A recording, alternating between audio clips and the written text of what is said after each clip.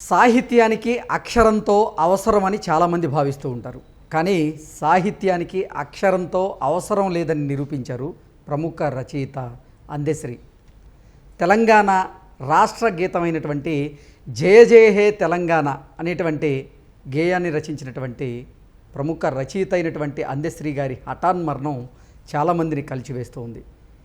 ఆయన హఠాన్మరణానికి కారణం ఏంటి, ఆయన జీవిత ప్రస్థానం ఏంటి, ఆయన తెలంగాణ సమాజానికి చేసినటువంటి సేవ ఏంటి అనేది మనం పూర్తి స్థాయిలో విశ్లేషణ చేసుకుందాం. ప్రస్తుతం మనతో పాటున్నారు ప్రముఖ సామాజికవేత్త, ప్రముఖ రాజకీయ విశ్లేషకులు కృష్ణకుమారి గారు. వారితో మాట్లాడదాం.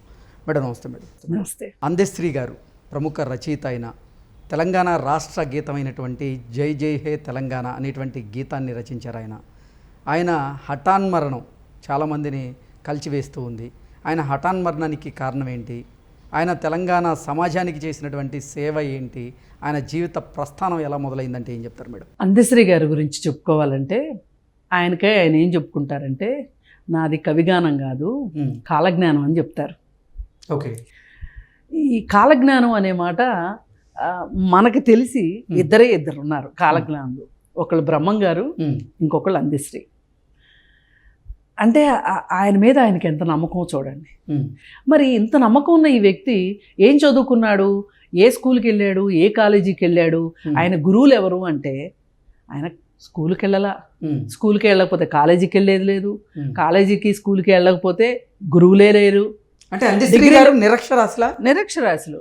ఆయనకి పాఠం నేర్పింది ఎవరు అంటే, పారే సెలయేరులు, అరిసే పక్షుల కిరకిలా రావాలు, ఒక పైరు, ఎదిగే పైరు, ప్రజల కష్టాలు, ప్రజల కన్నీళ్ళు, తన జాతి జనుల కష్టాలు, ఇవే ఆయన కవిత్వం. మాకు బతుకు తెరువు కావాలి అని గుండెదరు వేసిన మనిషి అందెశ్రీ. అంటే మామూలు వ్యక్తి కాదు అతను. అతను ఒక రకంగా 12 కావ్యాలు ఆసువుగా చెప్పగలుగుతాడు. ఆయన రాయడు, స్కూల్కి వెళ్ళలేదు కదా, రాయటం రాదు, ఆయనకు గుర్తుండిపోతాయి అంతే. పక్కన వాళ్ళు రాస్తారు, రాసి దాన్ని గ్రంథస్థం చేశారనమాట. ఆయన నిద్రలేపి అడిగినా ఫలానాది చెప్పండి అంటే మళ్ళీ చెప్పేస్తాడు. అద్భుతమైన జ్ఞాపక శక్తి. ఇవన్నీ ఎలా వచ్చినాయి ఆయనకి అంటే, ఆయన కష్టాలు ఆయనకి నేర్పినాయి. తల్లి లేదు, తల్లి ఇడిచిపెట్టిపోయింది, తండ్రి కష్టాలు, తిండి లేదు, బ్రతుకుదెరువు లేదు, అసలు తిండి లేదు. ఆ అనుభవాలే ఆయన్ని కవిగా మార్చాయి. బర్రెలు కాసుకుంటూ తిరిగాడు 12 ఏళ్ల పాటు. పాలబుగ్గల పసివాడా అనే పాటలు తెలంగాణలో జానపదాలు చాలా అలవోకగా పాడగలది. పాలబుగ్గల పసివాడు గేదెలను దోలుకుంటూ, గేదెలతో మాట్లాడుకుంటూ, చెట్లు చేమలతో మాట్లాడుకుంటూ, పక్షులతో మాట్లాడుకుంటూ, మొత్తంగా ప్రకృతితో మాట్లాడుకుంటూ ప్రకృతిలో పెరిగాడు ఈ మనిషి. తిన్నాడా, తినలేదా? ఒక రెడ్డి గారు ఈయనకి తిండి పెడితే ఆ రెడ్డి గారిని తలుచుకున్నాడు. నాకు ఈ ప్రకృతి నాకు ఈ జీవితాన్ని ప్రసాదించింది కాబట్టి నేను ప్రకృతికి రుణపడి ఉన్నాను అన్నాడు. మళ్ళీ ఇంకొంచెం ముందుకెళ్ళిన తర్వాత నా జాతి జనులకి స్వేచ్ఛా స్వాతంత్రం లేదు అనుకున్నాడు. అందుకని తెలంగాణ తల్లికి కన్నీళ్ళు తొడవాలనుకున్నాడు. అలా ప్రయాణం. ఇది మామూలు అలాంటి ప్రయాణం కాదు. ఆయన రాసిన జానపదాలు కావచ్చు, పాటలు కావచ్చు, ఒక శ్రద్ధతో, ఒక శిల్పి ఉలితోటి చెక్కిన, రాళ్ళను చెక్కిన శిల్పాల్లాగా ఉంటాయి అన్నమాట. అలా ఏది రాసినా ఒక గొప్పగా రాశాడు ఆయన. అలాగే ఆ ఉద్దేశం పెట్టుకునే తెలంగాణ తల్లిని కూడా చెక్కాలనుకున్నాడు. చెక్కాడు. ఆ తల్లి కన్నీళ్ళు వస్తున్నాయని కన్నీళ్లు దుడిచాడు. జనంలో కలిసి బతికాడు. అయితే అతనికి ఏమనిపించింది, నేను కేవలం పాట రాయటమే కాదు, నేను ప్రచారం కూడా చెయ్యాలి అని తెలంగాణ సభలు ఎక్కడ జరుగుతుంటే, ఉద్యమ సభలు జరుగుతుంటే ఆ సభల్లోకి వెళ్ళి ఆ సభల్లో కూర్చోవటం. అలా వచ్చింది జై జై హే తెలంగాణ అనే ఒక పాట. అంటే నిరక్షరాస్యులైనప్పటికీ ఆయన జై జై హే తెలంగాణ అనేటువంటి అద్భుతమైనటువంటి గేయాన్ని గీతాన్ని రచించి అది ఈరోజు రాష్ట్ర గీతం అయింది. అయితే ఈ రాష్ట్ర గీతం అయ్యేలోపు ఆయన ఎంత మానసిక క్షోభను అనుభవించాడో ఆయన దగ్గర వాళ్ళు అడిగితే చెప్తారు. ఆయన వలపోత అంటారు కదా, ఆ కలపోత, ఆ బాధ ఆయన కన్నీరై ప్రవహించింది చాలా సందర్భాల్లో. నేను ఇంత తెలంగాణ తల్లిని ఆవాహన చేసుకుని తెలంగాణ ప్రాంతాన్ని నేను మనసా వాచా కర్మణ నమ్మి నేను ఒక గొప్ప గేయాన్ని, తెలంగాణ గేయాన్ని రాస్తే ఆ గేయం గుర్ర వెనకమాల పచ్చిగడ్డి, గుర్ర ముందు పచ్చిగడ్డి కట్టి తీసుకెళ్తారు చూడండి, పరిగెత్తిస్తుంటారు చూడండి. అట్లా ఆయన గీతానికి దిక్కు లేకుండా పోయింది. ఎంత అద్భుతమైన గీతం, అద్భుతమైన గీతం. 10 సంవత్సరాల పాటు ఆయన తెరమరుగైపోయాడు.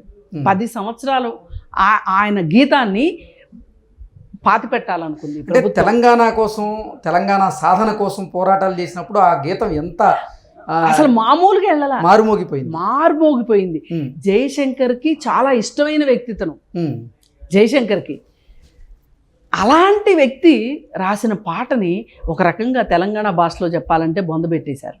బొందబెట్టేస్తే ఆయన తెలంగాణ రాష్ట్ర గీతం కాకపోవచ్చు, కానీ ప్రతి తెలంగాణ వాడి నోటి వెంట ఆ పాట పలికింది. ఆయన కోరిక నెరవేరింది. ఇప్పుడు ఆయన ఏమనుకున్నాడు, నా పాట తెలంగాణ నోటి మాట అవ్వాలి అనుకున్నాడు. తెలంగాణ ప్రజల మనసులో అది నాట్యం చెయ్యాలి అనుకున్నాడు. వాళ్ళ మనసుల్లో ముద్రపడాలి అనుకున్నాడు. పడింది. కానీ అధికారిక గీతం కాలేకపోయింది. ఈ లోపల ఆయనకి ఎన్నెన్నో అవార్డులు, రివార్డులు, అసలు అక్షరం ముక్క రాని వాడికి గౌరవ డాక్టరేట్లు, అలాగే ఆయనకి నదులంటే ఇష్టం అని ఒక ఆయన తీసుకెళ్ళి మిసిసిపి నది దగ్గర నుంచి, నైల్ నది దగ్గర నుంచి అన్ని నదులు చూపించాడు. ఆయన వెళ్ళని ప్రాంతం లేదు, ఆయన కలవని ప్రాంత ప్రజలు లేరు.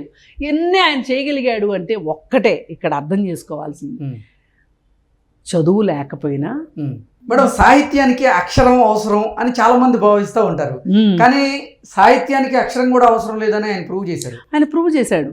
అయితే ఇక్కడ కావాల్సింది ఏంటంటే ముందు అక్షరము, వీటన్నిటికంటే ముందు మనసు ఉండాలి, అర్థం చేసుకునే మనసు ఉండాలి. నా జాతి ప్రజల కష్టాలు అంటే నేను పుట్టిన కులం కష్టాలే కాదు, యావత్ రాష్ట్ర ప్రజల కష్టాలు అర్థం చేసుకోగలన్నాడు ఆయన. ఆయన ఎంత మనసు ఎంత విశాలమైందో చూడండి, ఆయన హృదయం ఎంత గొప్పదో చూడండి. మరి ఆయన ముందు ఆయన కష్టాలు, కన్నీళ్ళు అన్నీ పక్కకి వెళ్ళిపోయినాయి. ఆయన చిన్నప్పుడు బర్రెలు కాశాడు, తరువాత తాపి మేస్త్రిగా పనిచేశాడు. ఆ నైపుణ్యం ఉందో చూసారా, సమస్త జీవజాతులతో మాట్లాడిన ఆ నైపుణ్యం, ఆ మనసు, ఆ ఆలోచన శక్తి, ఆ ఊహాశక్తి, ఇవన్నీ కలగలిసి ఆయనకి ఈ తెలంగాణ తల్లిని చెక్కే తాపి మేస్త్రి అయ్యాడు, చెక్కాడు, అయింది. ఇక ఇలాంటి వ్యక్తుల నుంచి మనం నేర్చుకోవాల్సింది ఏంటి అంటే, పాండిత్యానికి గొప్ప గొప్ప కుటుంబాలు అక్కర్లేదు, వారసత్వాలు అక్కర్లేదు, యూనివర్సిటీలు అక్కర్లేదు, డిగ్రీలు అక్కర్లేదు. కావాల్సింది ఏంటంటే ప్రజల్లో తిరగగలగాలి, కష్టాలని తన కష్టాలు అనుకోగలగాలి. ఆ హృదయం ఉంటుంది చూసారా, ఆ హృదయం పాదరసంలాగా పరిగెట్టాలి. అప్పుడు రాస్తారు వాళ్ళు, ఆ రాసినయే జనం గీతాలు అవుతాయి. అలా జనం గీతం రాసిన అందశ్రీ గారు ఈరోజు సరే కాకపోతే ఆయన ఈరోజు ఈవేళ చనిపోయిన ఈ సందర్భంలో మనం నిర్మోహమాటంగా మాట్లాడుకోవాల్సిన మాట ఏంటంటే, ఇంత తెలంగాణ ప్రాంతానికి సేవ చేసిన ఆ వ్యక్తికి చివర్లో ఈరోజు కనీసంలో కనీసం కాంగ్రెస్ పార్టీ గుర్తించి ఆయన సేవల్ని గుర్తించి, అంటే ఆ రోజు తెలంగాణ ఇచ్చిన పార్టీగా కాంగ్రెస్ పార్టీ ఉంది. అలాగే నిజంగా తెలంగాణ కోసం ఎవరు ఏ గొంతుకులైతే గొంతెత్తి ఎలుగెత్తి పాడాయో ఆ గొంతుకల్ని కూడా హక్కును చేర్చుకున్న పార్టీగా ఇవాళ కాంగ్రెస్ పార్టీకి ఆ క్రెడిట్ దక్కిందని చెప్పుకోవచ్చు. అయితే అలా కాకపోయి ఉంటే గనక ఈరోజు మనం మీడియా అందశ్రీని ఇంత గుర్తించి ఉండేది కాదు. అందుకే ప్రభుత్వాల గుర్తింపు కూడా అవసరం. ఏది ఏమైనప్పటికీ ఎంతటి నేర్పున్న వాళ్ళకైనా, ఎంతటి ఓర్పున్న వాళ్ళకైనా ప్రభుత్వాలు ఒక కవిని ఆ ప్రభుత్వాలు గుర్తించినప్పుడే వాళ్ళ కవిత్వం కూడా చిరస్థాయిగా నిలిచిపోతుంది. అలా గుర్తించినప్పుడు, అంటే అర్హులైన వాళ్ళని కూడా గుర్తించని ప్రభుత్వాలు ఉన్నప్పుడు అవి మురుగును పడిపోతాయి, ఎప్పుడో ఓసారి బయటకు వస్తాయి. అలా బయటకు వచ్చిన వాడే అందశ్రీ. అంటే వ్యక్తిగా ఆయనకి పాట అది తెలుసు, ఆయన రాశాడని తెలియకపోవచ్చు, ఆయనకంటే ఆయన పాటే ప్రపంచం అయిపోయింది, ప్రపంచానికి తెలిసింది. కానీ ఈ పాట రాసింది అందశ్రీ అని ఈ కాంగ్రెస్ పార్టీ వల్ల తెలిసింది. ఇవాళ ఆయనకి ఒక ఘనమైన వీడ్కోలు కాంగ్రెస్ పార్టీ వల్లే సాకారం అయ్యే పరిస్థితి. ఏది అంటే అందశ్రీ గారు ఈరోజు సమాజంలో సజీవంగా లేకపోయినప్పటికీ ఆయన రాసినటువంటి గీతం రూపంలో ఆయన ఇప్పటికీ తెలంగాణ ఉన్నంత కాలం ఈ రోజుకి మనం పోతన గురించి చెప్పుకుంటున్నాం. అవును, ఈ ప్రాంతం వాసిగా. అలాగే చాలామంది కవుల గురించి చెప్పుకుంటాం ఈ ప్రాంత కవులుగా. ఆళ్ళ సరసన అందశ్రీ చేరతాడు. అందశ్రీ తెలంగాణ ఉన్నంత కాలం అందశ్రీ ప్రజల మనసుల్లో ఉంటాడు అని మనం గట్టిగా నమ్మొచ్చు. చిరస్థాయిగా ఆయన నిలిచిపోతాడు. అలాగే బండెనక బండి కట్టి 16 బండ్లు కట్టి ఏ బండిలో పోతావురా నైజాము సర్కరోడా అన్న పాట ఎట్లా అయితే, పాలబొగ్గల పసిడివాడ, పాలు మరిచి ఎన్నాళ్ళయ్యరా, ఇలాంటి పాటలు ఎలా అయితే చరిత్రలో నిలిచిపోయినాయో ఈ జై జై హే కూడా అలా చరిత్రలో నిలిచిపోయింది అని చెప్పి చెప్పడానికి ఏ మాత్రం మనం సందేహించక్కర్లేదు. ఒక్కసారి అందశ్రీ గారికి ఘనమైన నివాళులు మన తరఫు నుంచి కూడా సమర్పించుకుంటూ. అందశ్రీ గారి హఠాన్ మరణానికి కారణం ఏంటి మేడం? అనారోగ్యం. చిన్నప్పుడు ఎన్ని కష్టాలు పడ్డాడు. తల్లి లేదు, తండ్రి పెంపకం, బూతులు చాలా చిన్నప్పుడు. ఆయన చుట్టూ ఉన్న వాళ్ళందరూ, ఆయన సమాజం అంతా. ఆయన ఒక పల్లెలో పెరిగాడు. ఆ పల్లె వాతావరణం ఈరోజు కాదు, ఈరోజు పల్లెటూరుల గురించో, ఈరోజు వెనకబడిన కులాలు ఉన్న ప్రాంతాల గురించి కాదు మనం మాట్లాడుకోవాల్సింది.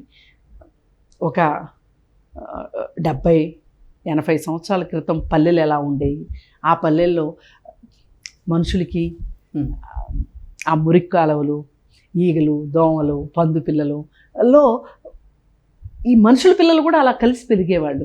ఆ పరిస్థితుల నుంచి ఇవాళ ఈ మనిషి ఇలా ఎదిగాడు, ప్రపంచం చుట్టూ వచ్చాడు, అలాగే ప్రజలందరి మనసుల్లోనూ తిష్ట వేశాడు. అంటే ఈ జీవితం చరితార్థమైందని చెప్పుకోవచ్చు. ఓకే, ఏదైనా కానీ ఆయన జగజ్జేత. Okay madam, thank you so much. Thank you.